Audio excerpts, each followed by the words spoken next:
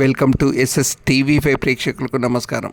రాష్ట్ర ముఖ్యమంత్రి రేవంత్ సార్ స్పందించండి అంటూ హైదరాబాద్ నడి ఒడ్డున దయానీయ స్థితిలో ఓ అభాగ్యురాలి కథ. ఉస్మానియా దవాఖానా సాక్షిగా హృదయ విదారక ఘటన చోటు చేసుకుంది. ఆధార్ కార్డు లేదని దవాఖానా నుండి మహిళకు వైద్యం చేయకుండా గెంటేసిన ఉస్మానియా దవాఖానా సిబ్బంది.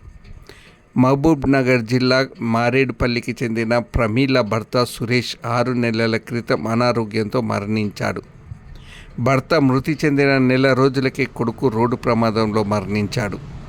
తన 6 ఏళ్ల కూతురితో హైదరాబాద్ వచ్చిన ప్రమీలకు అనారోగ్యంతో కదలలేని స్థితికి రావడంతో ఉస్మానియా ఆసుపత్రికి వెళ్తే ఆధార్ కార్డు లేదని వైద్యం చేయడానికి నిరాకరించిన సిబ్బంది.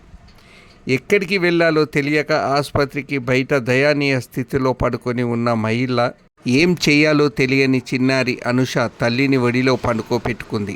సాయం చేసే దాతల కోసం ఎదురు చూస్తున్న మహిళ కనీసం మనుషులమనే విజ్ఞాత మర్చిపోయి ప్రవర్తించిన బాధ్యులైన వైద్యులపై చర్యలు తీసుకొని రాష్ట్ర ముఖ్యమంత్రి రేవంత్ రెడ్డి సర్కార్ స్పందించి మెరుగైన వైద్యం సేవలు అందించాలని పలువురు కోరుకుంటున్నారు.